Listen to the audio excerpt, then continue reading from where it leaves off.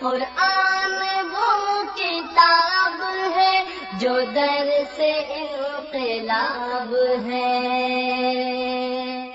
سمجھ کے گر کوئی پڑھے تو نور علی نور ہے۔ احترام دوستو، بھائی اور بزرگوں، اللہ کی رحمتوں، برکتوں، بخشش والا مہینہ چل رہا ہے۔ اللہ سے اپنے لیے بھی دعا کریں، وطن عزیز کے لیے بھی دعا کریں، اور اہل اسلام کے لیے بھی دعا کریں۔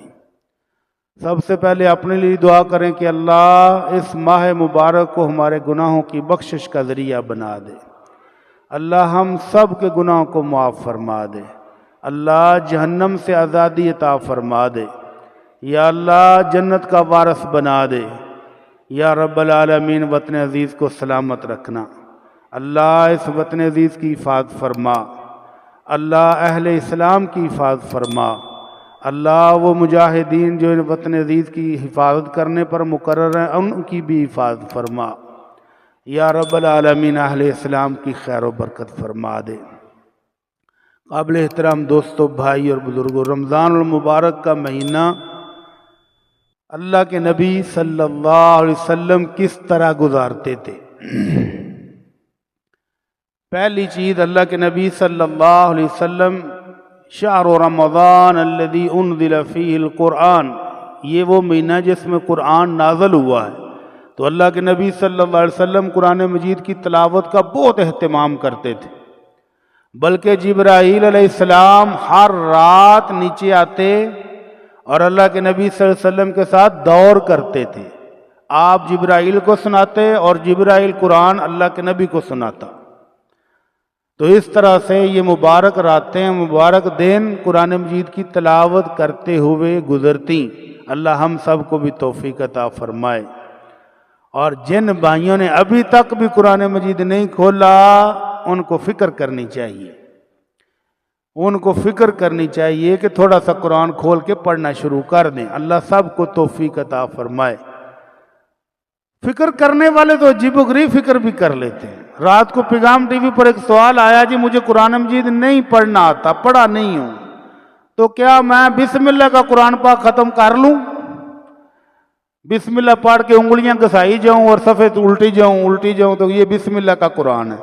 دیکھو اس کو بھی کم از کم یہ فکر تو ہے کہ رمضان آ گیا تو میں تو قرآن ہی نہیں پڑھیا، تو چلو کسی طریقے سے حصہ پہ جائے، اگرچہ یہ طریقہ ٹوٹلی غلط ہے، درست نہیں۔ اس کو کیا کرنا چاہیے؟ اس کو چاہیے کہ مسجد میں آئے، قاری صاحب کے پاس بیٹھے، اگرچہ الف با تا سا یاد کر سکے تو یہی یاد کر لے۔ رمضان کے آخر تک اگر وہ نورانی قاعدہ پڑھ سکے تو یہ بھی اس کے لیے بہت بڑا ثواب کا باعث ہوگا۔ اگر رمضان کے بعد اللہ توفیق دے اور سال کے اندر وہ قرآن مجید ناظرہ پڑھ جائے تو بہت بڑا سنگ میل ہے، بہت بڑا انعام ہے، بہت بڑا اجر و ثواب پا لے گا۔ تو ایسے لوگوں کو کوشش کرنی چاہیے۔ دوسرا عمل، اللہ کے نبی صلی اللہ علیہ وسلم کے بارے میں صحابی رسول فرماتے ہیں، کان رسول اللہ صلی اللہ علیہ وسلم اجود الناس، اللہ کے نبی صلی اللہ علیہ وسلم سب لوگوں سے بڑھ کر سخی تھے، اور جب سخاوت کرنے کی باری آتی اور جبرائیل بھی ہر روز ملاقات کے لیے آنا شروع ہو جاتے، فلا رسول اللہ صلی اللہ علیہ وسلم اجود من الریح المرسلہ، تو اس وقت تو آپ تیز ہواؤں سے بھی بڑھ کر سخاوت کیا کرتے تھے۔ تو ہمیں بھی چاہیے کہ اللہ نے جو مال دیا ہوا ہے اس میں سے اس مہینے میں کچھ نہ کچھ سخاوت کر کے اپنے بہن بھائیوں کی مدد کر کے اپنے رب کو راضی کرنے کا کوئی وسیلہ کر لیں۔ اللہ ہم سب کو توفیق عطا فرمائے۔ تیسرا عمل، یہ آج جمعہ کے دن ہے، اللہ کے نبی صلی اللہ علیہ وسلم فرماتے ہیں، اکثر من الصلاۃ علیہ یوم الجمعہ، جمعے کے دن زیادہ سے زیادہ درود شریف بھیجا کرو، درود شریف پڑھا کرو جمعے والے دن، کیونکہ جمعے والے دن تمہارا درود شریف مجھے باقاعدہ پیش کیا جاتا ہے۔ تو آج تو پھر حاضری کا دن ہوا، تو اس لیے کوشش کریں کہ آج زیادہ سے زیادہ درود شریف بھی پڑھیں۔ اللہ ہم سب کو توفیق عطا فرمائے۔ اللہ کے نبی صلی اللہ علیہ وسلم کی زیارت کو دل کرتا ہے کہ کوئی نہیں؟ ہولی ہولی آندے نے سوچ کے اللہ کے نبی صلی اللہ علیہ وسلم کی زیارت کو ترسے ہوئے وہ صحابہ جو ہر روز زیارت کرتے تھے اس کے باوجود بھی ترس جاتے تھے. تو ایک ترسے ہوئے صحابی نے پوچھا اللہ کے نبی جنت میں آپ کا محل کہاں، ہم غریب کہاں، کیسے ہوگی زیارتیں؟ تو اللہ رب العزت نے آیتیں اتار دیں وَمَن يُطِعِ اللَّهَ وَالرَّسُولَ فَأُولَئِكَ مَعَ الَّذِينَ أَنْعَمَ اللَّهُ عَلَيْهِم مِّنَ النَّبِيِّينَ وَالصِّدِّيقِينَ وَالشُّهَدَاءِ وَالصَّالِحِينَ وَحَسُنَ أُولَئِكَ رَفِيقًا کہ میرے محبوب ان کو بتا دو کہ میری بات مان لو، میری اطاعت کر لو تو کل جنت میں بھی اللہ کے نبیوں کا ساتھ نصیب ہو جائے گا. تو پھر اللہ کے نبی کا کہنا مان لیں. اللہ کے نبی صلی اللہ علیہ وسلم رمضان میں سخاوت کرتے تھے، آپ بھی سخاوت کریں. آپ قرآن کی تلاوت کرتے تھے، آپ بھی قرآن کی تلاوت کریں. جمعے والے دن درود شریف پڑھنے کا باقاعدہ حکم دیا، آپ بھی درود شریف پڑھیں. اللہ تعالی ہم سب کو توفیق عطا فرمائے.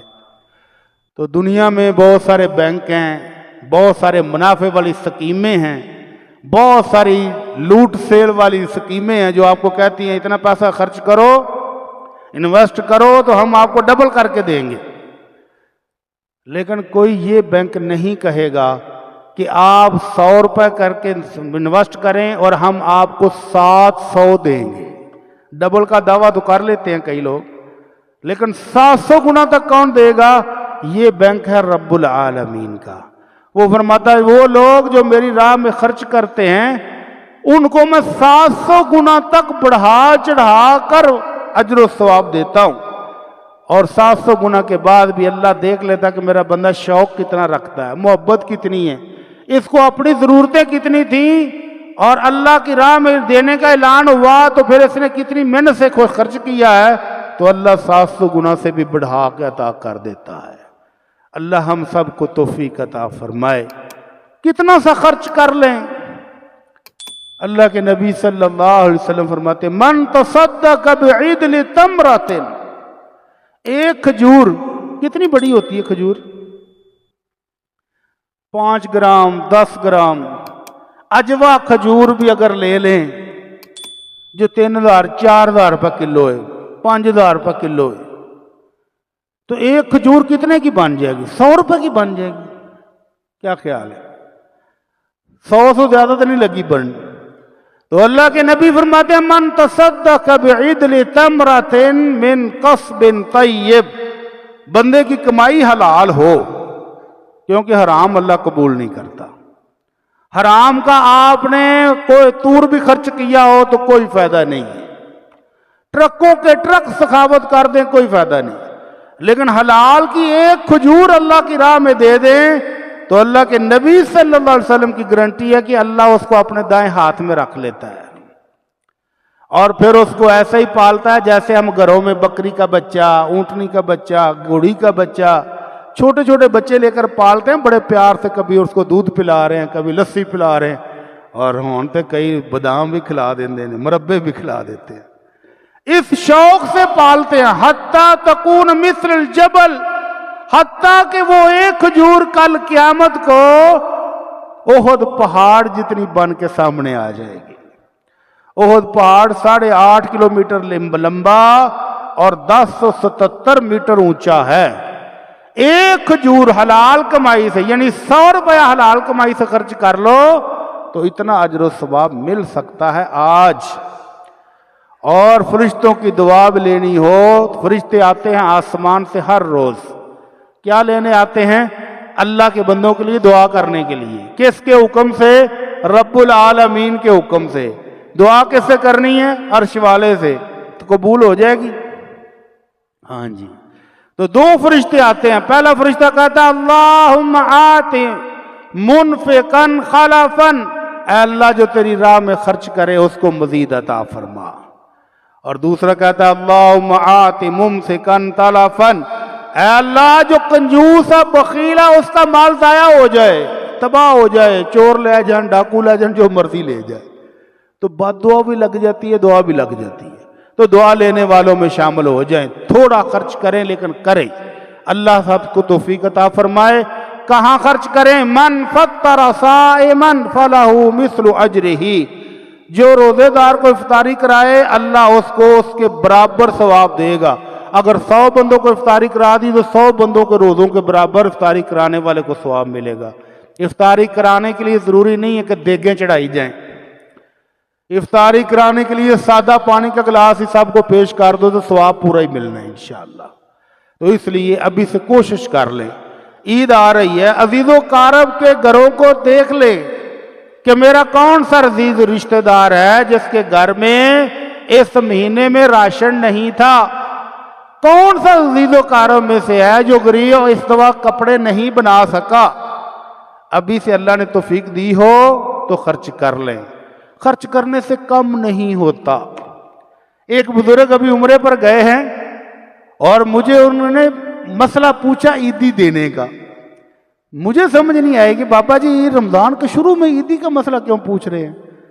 تو 2-3 دن پہلے اس کے بیٹے نے بتایا کہ ابو جان عمرے پر جا رہے تھے، تو وہ اپنے تمام رشتہ داروں کو اپنے اصل مال میں سے ہر سال عیدی بھی دیتے ہیں۔ راشن دینا ہو تو علیحدہ ہے، زکوٰۃ علیحدہ ہے، صدقے علیحدہ ہیں، اپنے تمام رشتہ داروں کو، بیٹیاں ہیں، بھتیجیاں ہیں، بانجیاں ہیں، سب کو عیدی بھی دیتے ہیں، اور وہ سب کو عیدی دے کر رمضان کے شروع میں ہی عمرے پر چلے گئے۔ تو میں نے کہا اللہ تعالیٰ آپ کو جزائے خیر دے، کہتا نہیں ہے جی صاحب، اللہ دی قسم جب سے یہ عیدیاں شیدیاں دینی شروع کی ہیں اللہ نے اتنا رزق دے دیا ہے کہ کبھی پیچھے مڑ کے دیکھا ہی نہیں ہے کتنا پڑا ہے کتنا رہ گیا ہے۔ تو عزیز و اقارب کا خیال کر لیں، صرف اپنے کپڑے نہ درزی کو دے دے 10 سوٹ، لے بھی درزی میرے سیوں دے۔ عزیز و اقارب کا بھی خیال کریں کہ جن کے پاس کپڑے نہیں ہیں ان کے کپڑے، جن کے گھر میں کھانے پینے کا سامان نہیں، عید سے پہلے ان کے گھروں میں سامان پہنچائیں۔ اور ضروری نہیں ہے کہ آپ زکوٰۃ ہی دیں، اصل مال سے بھی دے دیا کریں کبھی کبھی۔ اللہ ہم سب کو توفیق عطا فرمائے۔ تو قابل احترام دوستو، بھائی اور بزرگوں، دوسرا مسئلہ یہ ہے کہ خرچ کون کرے۔ ایک بندہ کہتا ہے جی میرے پاس تو ہے ہی کچھ نہیں، میں خرچ کی کروں؟ تو اللہ کے نبی صلی اللہ علیہ وسلم کے صحابی حضرت عقبہ بن عامر کہتے ہیں کہ اللہ کے نبی صلی اللہ علیہ وسلم نے ہمیں صدقے کا حکم دیا تو ہم میں سے کئی صحابی گھر میں کچھ نہیں ہے۔ اللہ اکبر! آج ہمارے گھر میں تو اتنی نعمتیں پڑی ہیں کہ اگر ہم سیکنڈ ہینڈ کپڑے ہی نکال دیں نا الماریوں سے تو سارے رشتہ دار کجے جان۔ اگر ہم جوتے پالش کر کے اپنے جڑے رکھے نا سال 2 سال تو بھی کدی پائے نہیں، پالش کر کے عید پر غریب آدمی کو دے دے تو اس کی عید ہو جائے، جبکہ ادھر وہ کہتے ہیں گھر میں کچھ نہیں۔ بازار میں گئے، محنت مزدوری کی، اور مزدوری کتنی ملی؟ آدھا کلو کھجوریں، 1 مد 600 گرام کو کہتے ہیں مد۔ اس 600 گرام میں تھوڑے سے گھر میں رکھے کہ چلو گھر والوں بھی شام کو کھا لیں گے کچھ، اور کچھ اللہ کے نبی کی خدمت میں پیش کر دیا۔ اللہ کے نبی آج سارے دن کی مزدوری یہی ملی ہے، حاضر ہے۔ اتنا کم بھی ہوگا کسی کے پاس؟ اسی لیے اس شوق اور محبت کی وجہ سے اللہ کے نبی نے کہا تھا سبق درہم 100,000 درہم، ایک بندے نے 1 درہم خرچ کیا اور ایک نے 1,00,000 درہم، لیکن ثواب اس کو زیادہ ملا جس نے 1 درہم خرچ کیا ہے۔ صحابہ نے پوچھا وہ کیسے؟ تو آپ نے فرمایا اس کے پاس درہم ہی 2 تھے، جب 1 درہم دیا تو اس نے اپنی آدھی جائیداد دی ہے، اور 1,00,000 والے کے پاس کروڑوں تھے، اس نے چیک کاٹ کے دیا، اس کو محسوس بھی نہیں ہوگا، اس لیے اس کا اجر و ثواب زیادہ ہے۔ تو اس لیے اپنے اپنے خاندانوں میں دیکھیں، سب سے پہلے آپ کے اپنے رشتہ دار، بہن بھائی، عزیز و اقارب، خالہ، پھپھی، باجی، بھتیجی، ان سب کو دیکھیں۔ بدقسمتی سے ہم اپنوں کو نہیں دیکھتے، دور والوں کو دیکھیں گے، وہ فلانے جگہ پر غزہ والوں کو بھیج دیں، چلو ٹھیک ہے جی، غزہ والوں کو بھی بھیجنا چاہیے، لیکن غزہ والوں سے پہلے آپ کی بانجی، آپ کی بھتیجی، آپ کی بہن، آپ کی بیٹی ادھر بھوکی پڑی مر رہی ہو، اس کا حق زیادہ ہے۔ اور پھر مجھ سے جب سوال پوچھتے ہیں تو مجھے تو ابھی کل ہی ایک بار اماں نے پوچھا کہ میں اپنی بیٹی شادی شدہ ہے تو غریب ہے، اس کو زکوٰۃ دے دوں؟ میں تو کتنی دیر چپ کی رہ گیا، میرے سے تو بولا بھی نہیں گیا۔ تو مفتی عبد الولی صاحب کہتے ہیں بھٹی صاحب سے جواب نہیں ہوگا، میں جواب دیتا ہوں اس کو۔ کہتے ہیں زکوٰۃ دے دے، اگر شادی شدہ ہے وہ اپنے گھر والی ہے، غریب ہے، زکوٰۃ دے دے اماں، لیکن اماں خدا کا خوف بھی کر لے۔ تیرے پاس اتنی دولت ہے کہ تو زکوٰۃ دینے والوں میں شامل ہے، اور تیرا ہی سگی بیٹی، تیرا خون اتنی غریب ہے کہ وہ زکوٰۃ لینے والوں میں ہے۔ خون سفید ہوگا نا کہ کالے کالے سڑ گئے۔ تو اس لیے میں کہہ رہا ہوں کہ اپنے اپنے زید و کارب میں دیکھ لیں، اپنے اپنے زید و کارب کی عید بنا دیں اس سال۔ اللہ کے نبی صلی اللہ علیہ وسلم نے اشعری قبیلہ کی بڑی تعریف کی ہے۔ کیوں تعریف کی ہے؟ ان کی ایک خوبی اللہ کے نبی کو بڑی پسند آئی، تو آپ نے فرمایا فَهُمْ مِنِّي وَأَنَا مِنْهُمْ۔ اس خوبی کی وجہ سے آپ نے فرمایا اشعری قبیلہ میرا ہے اور میں اشریوں کا ہوں۔ اتنی محبت، ایسا سرٹیفکیٹ بھی کسی قبیلے کے پاس ہوگا؟ کل قیامت کو اللہ کو یہ دکھائیں کہ اللہ تیرا نبی ساڈا صحیح، جائیں گے جنت میں کہ نہیں جائیں گے؟ کل قیامت کو اگر نامہ مال میں کچھ بھی نہ نکلے، صرف ایک سرٹیفکیٹ نکلے کہ اللہ تیرے نبی، تیرے محبوب، تیرے مصطفیٰ نے کہا تھا کہ اشعری میرے ہیں، تو جہاں پھر محبوب ہوگا پھر اشعری بھی وہی ہوں گے کہ نہیں؟ یار آج بڑے ڈھلے بول دی، تانوں روزہ بہتا لگا ہے، کمال ہے بھائی۔ وہ میں بولنا پیا تو صرف تونی لانی ہے، انج تے لا تے چھڈو ہے۔ میں بھی تھکیا پیا جے، وہ نہ ہوئے آج بچے ہی کل رہ جائے۔ اللہ اکبر۔ تو وہ خوبی ہے کیا؟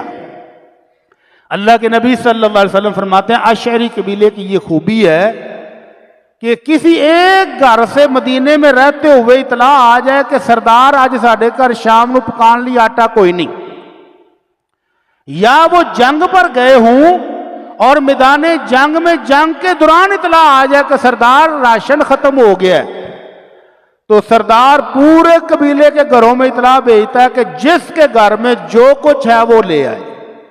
سردار چادر بچھا کے بیٹھ جاتا ہے، جس کے پاس گندم ہے وہ گندم لائے گا، جس کے پاس نمک ہے وہ نمک لائے گا، جس کے پاس کھجورے ہیں وہ کھجورے لائے گا، جس کے گھر میں دودھ دینے والا جانور ہے وہ دودھ لائے گا۔ ساری چیزوں کا جب ڈھیر لگ جائے گا، سردار اٹھے گا ایک پیالے کے ساتھ سب میں برابر برابر بانٹ دے گا کہ اگر بھوکے رہیں گے تو سب رہیں گے، کھائیں گے تو سب کھائیں گے۔ تو اللہ کے نبی نے فرمایا فَهُمْ مِنِّي وَأَنَا مِنْهُمْ، وہ میرے ہیں اور میں ان کا ہوں۔ اب سگا بھائی ساتھ والی دیوار میں بھوکا مر رہا ہو تو ادھر سے روسٹ کی خوشبوئیں جا رہی ہیں، بریانی کی خوشبوئیں جا رہی ہیں، لیکن ایک پلیٹ ادھر نہیں بھیجتے کہ ان کے بچے بھی بلک رہے ہوں گے۔ یہ بے ترسی اب چھوڑ دیں، اللہ سے اجر لینا ہے تو اللہ والے بن جائیں۔ اللہ مجھے بھی اور آپ کو بھی توفیق عطا فرمائے۔ میں عرض کر رہا تھا کون خرچ کرے؟ ہر بندہ خرچ کرے، جو مزدوری کرتا ہے وہ بھی کچھ نہ کچھ دے جائے۔ ہائے کیسی پیاری مثال، بابری مسجد بن رہی ہے دوبارہ نئے سرے سے، جو ہندوؤں نے توڑ دی تھی 90 کی دہائی میں، وہ دوبارہ بن رہی ہے۔ اس کو بنانے کے لیے چندہ اکٹھا ہو رہا تھا، ایک یتیم بچی ایک اینٹ لے کر آ گئی کہ میرا حصہ بھی ڈال لو۔ اللہ اکبر، جذبہ دیکھ لے۔ اس نے کہا کچھ بھی نہیں، تو میرا والد فوت ہو گیا ہے، یہ اس کی طرف سے ہے، ایک اینٹ، اور اس کو تاجر نے 12 لاکھ میں خریدا کہ بیٹی تو ایک اینٹ لے کے آئی ہے، تیری ایک نہیں رہے گی۔ تو آپ بھی جس کے پاس تھوڑا ہے، 10 روپے ہی صحیح، 50 ہی صحیح، 100 ہی صحیح، اپنے زید و کاروں میں دیکھیں جو آپ کے زیادہ ضرورت مند ہے اس کے گھر میں 10 روپے ہی پہنچا دیں، وہ بھی آپ کے لیے صدقہ بجاریہ بن جائے گا۔ کچھ نہ کچھ تو کرے۔ اللہ کے نبی صلی اللہ علیہ وسلم نے ترغیب دلائی ہر بندہ خرچ کرے، حتیٰ کہ فرمایا وہ بیبیاں جو کماتی نہیں ہیں، گھروں میں بیٹھی ہیں، کما کر بندہ ہی لاتا ہے، خامد لاتا ہے، تو وہ اپنے گھر کے اناج سے، آٹے میں سے، چاول میں سے، ڈبل روٹی، کچھ نہ کچھ آنے والے فقیر کو دے دے۔ فرمایا اس نیک بیوی کو بھی اجر ملے گا اور اس خامن کو بھی اجر ملے گا. خامن کما کر لایا ہے اس بات کا، اور بیوی نے اللہ کی راہ میں خرچ کیا، اس کو بھی اجر و ثواب مل جائے گا. تو ہر بندہ خرچ کرے، جتنا ہے جہاں ہے کر دے خرچ. اور کب خرچ کرے؟ اللہ کے نبی صلی اللہ علیہ وسلم سے پوچھا گیا کہ کب؟ تو آپ نے فرمایا افضل الصدقہ ان تصدق وانت صحیح شحیح. افضل ترین صدقہ اس وقت ہے جب تیری صحت بحال ہو، جب اب تیرے دل میں لالچ باقی ہو، تو جوڑنا بھی چاہے، مال کی ہرس بھی موجود ہو، اور تجھے یہ فکر بھی ہو جی اللہ دی راہ دیتا تو موک جانا، جیب ویسے ایک دفعہ ویلی ہو جانی. اس حالت میں صدقہ کرو تو فرمایا سب سے بہترین صدقہ یہ ہے.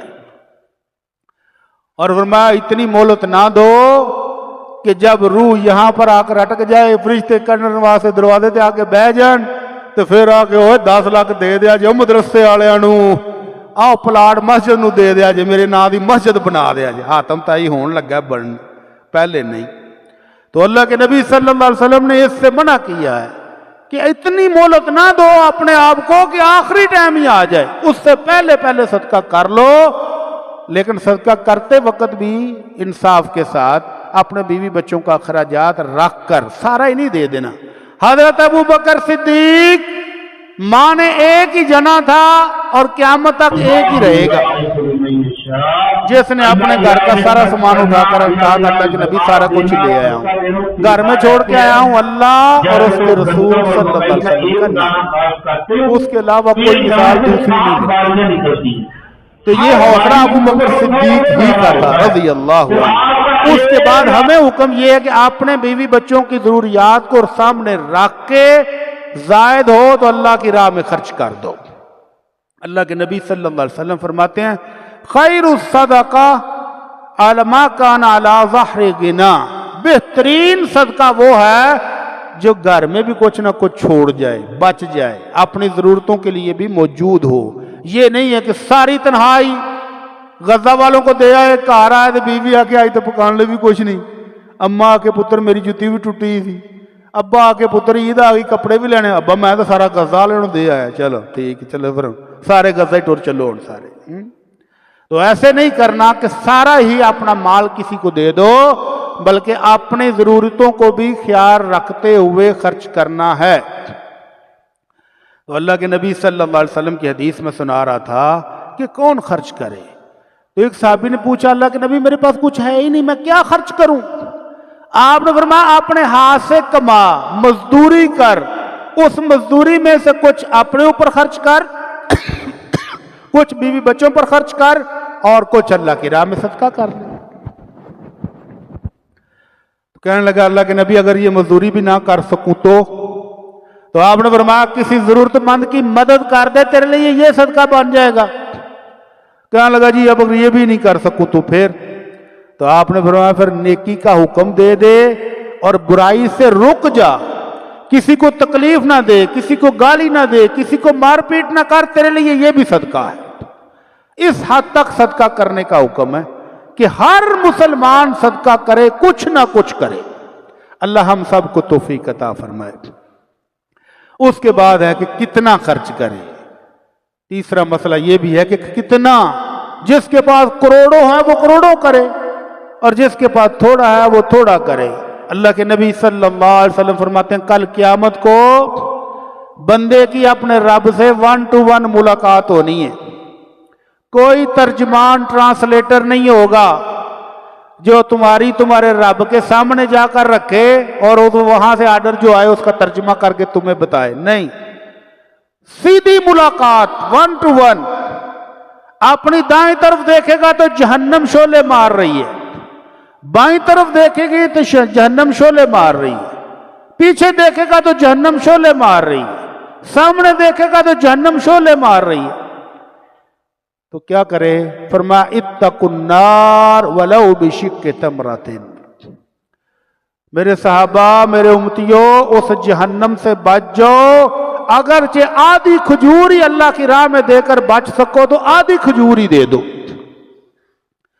किसी के पास कुछ भी नहीं है, मस्जिद में आया, खजूर खाने लगा, आधी तोड़ के साथी को दे दे, आधी अपने भाई को दे दे, आधी खुद खा ले, इतना भी सदका काफी है उसके बचने के लिए। अल्लाह के नबी सल्लल्लाहु अलैहि वसल्लम सैयद घराना, सरदार घराना, बल्कि सैयदों के सैयद सरदार का घराना। मांगने वाली आ गई। अम्मा जी आयशा रज़ियल्लाहु ताला अन्हा फरमाती है, मैंने पूरे घर में देखा सिर्फ एक खजूर मिली, पूरे घर के गोदाम से एक खजूर मिली। उस औरत के साथ 2 बच्चियां थीं, उसने खुद नहीं खाई, आधी आधी दोनों बच्चियों को दे दी और अम्मा जी का शुक्रिया अदा करके चली गई। अल्लाह के नबी सल्लल्लाहु अलैहि वसल्लम घर आए तो अम्मा जी ने ये अजीब वाकया सुनाया। अल्लाह के रसूल, भूखी तो वो खुद भी थी, लेकिन उसका इसार, उसकी कुर्बानी, मां की ममता देखें कि वो खुद भी भूखी थी, नहीं खाई, और मेरे घर में भी एक ही खजूर निकली आज।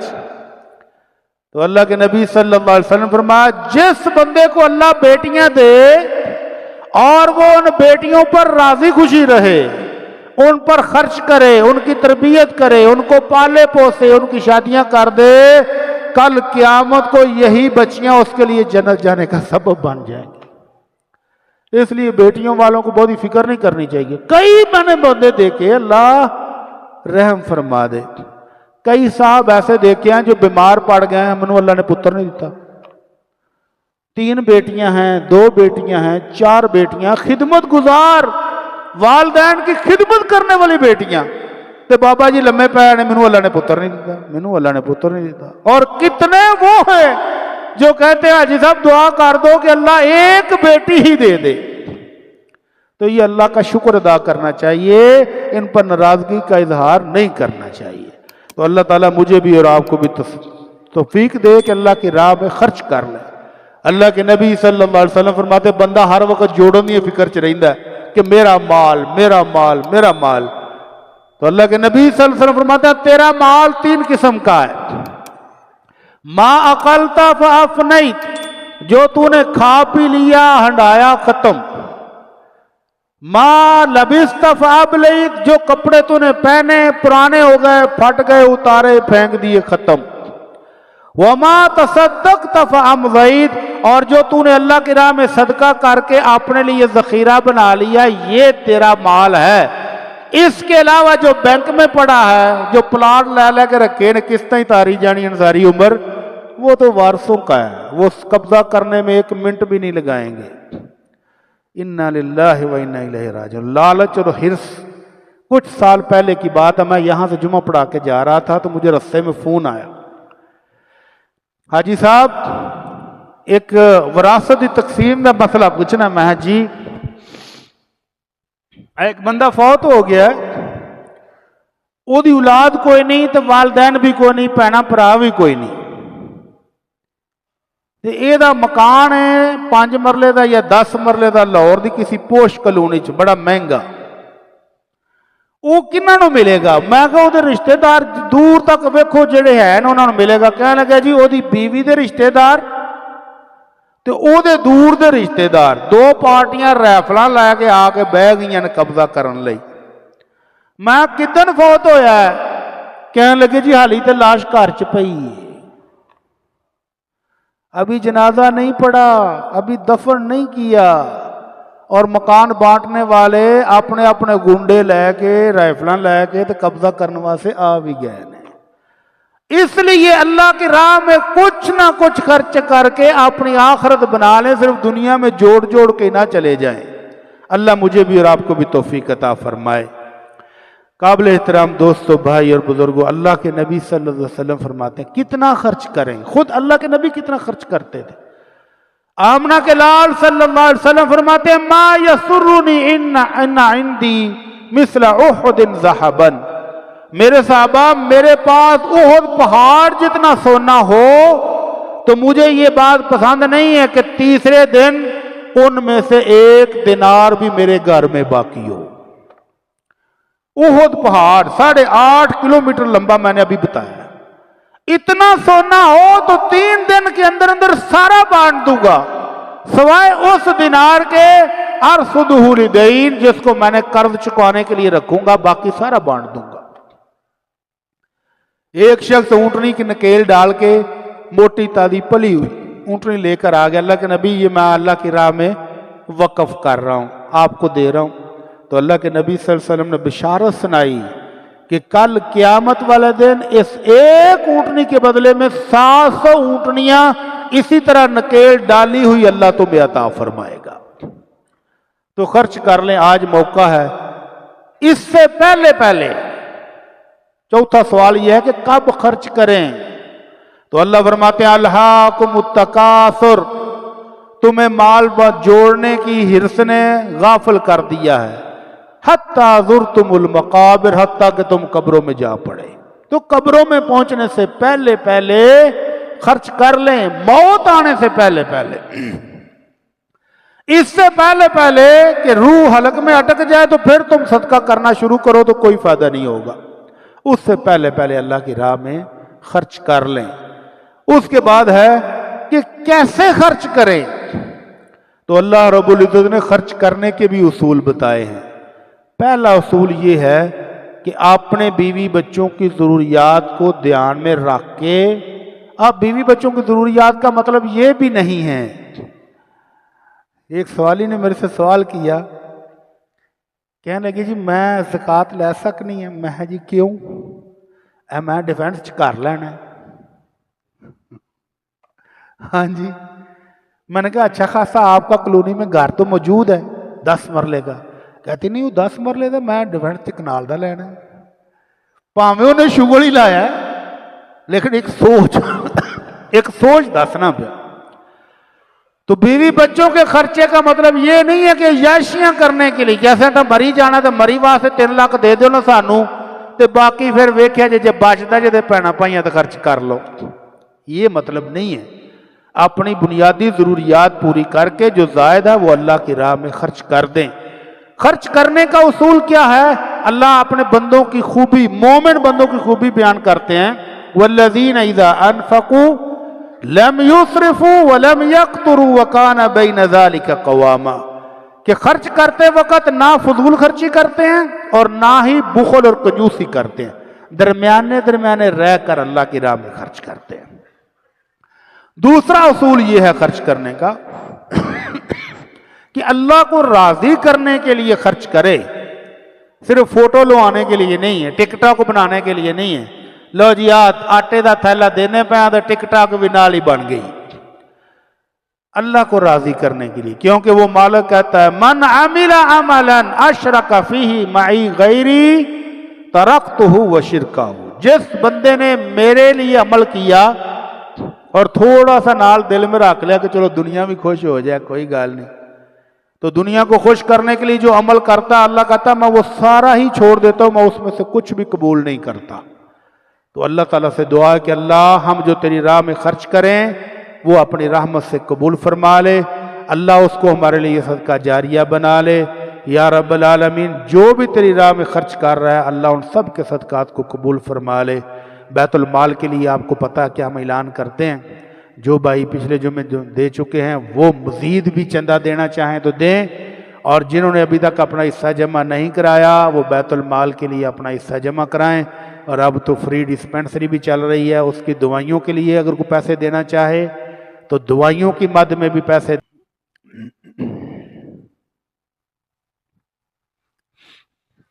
ان الحمد للہ نحمده ونستعینه ونستغفره ونعوذ باللہ من شرور انفسنا ومن سیئات اعمالنا، من يهده الله فلا مضل له ومن يضلل فلا هادي له، واشهد ان لا الہ الا اللہ وحدہ لا شریک له، واشهد ان محمدا عبدہ ورسولہ، اما بعد۔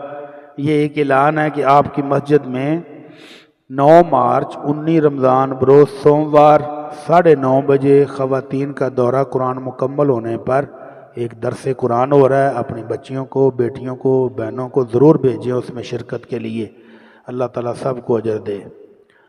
سوال بھیجا کسی بھائی نے کہ کیا اپنے عزیز و اقارب کو فطرانہ دیا جا سکتا ہے؟ جی ہاں بالکل، بلکہ عزیز و اقارب میں جو مستحق ہیں، جو ضرورت مند ہیں، ان کو دیں گے تو ڈبل اجر ملے گا۔ ایک رشتہ داری نبھانے کا اور دوسرا فطرانہ ادا کرنے کا، تو ان کو ٹائم پر دے دیں ذرا تھوڑا سا، تاکہ وہ اپنی کوئی ضرورت ہو تو پوری کر لیں۔ یہ ایک بھائی نے بڑی معصومانہ سی خواہش کا اظہار کیا ہے کہ میرے لیے دعا کر دیں کہ میں مکہ مسجد کے قریب ایک گھر لینے کی کوشش کر رہا ہوں۔ اچھا چلو، بہن ہے یا بھائی ہے مجھے تو نہیں پتا تھا نا، اب تحریر میں تو لکھا نہیں ہے کہ مسجد کے قریب وہ گھر لینا چاہ رہی ہیں، تو دعا کر دیں کہ اللہ تعالیٰ ان کی یہ نیک خواہش پوری فرما دے۔ لیکن اللہ کے نبی صلی اللہ علیہ وسلم کی سنت یہ کہتی ہے کہ آپ کا گھر اگر مسجد سے دور ہے تو جتنی دور سے چل کر آئیں گے ہر قدم کے بدلے میں اللہ گناہ معاف کرتا ہے، اور ہر قدم کے بدلے میں اللہ جنت میں درجے بھی بلند کرتا ہے۔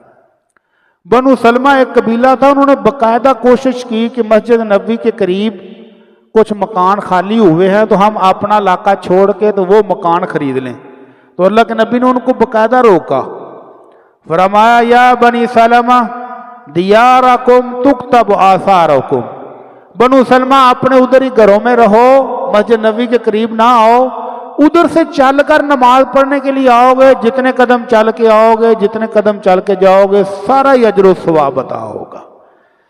تو بڑی اچھی بات ہے کہ مسجد کے قریب اس لیے آنا کہ بچے آسانی سے نماز پڑھیں گے، قرآن پڑھیں گے، اچھی بات ہے، لیکن اگر گھر دور ہے تو پریشان نہیں ہونا، دور سے نیکیاں زیادہ ملتی ہیں۔ اللہ تعالی ہم سب کو توفیق عطا فرمائے۔